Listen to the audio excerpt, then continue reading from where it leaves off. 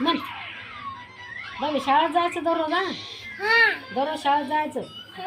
शाळा बुडवायची नाही. दररोज शाळेत जायचं. हुशार होते मग माणूस. मग बाईले हुशार आहे. बाब्याला बी नेती शाळेत.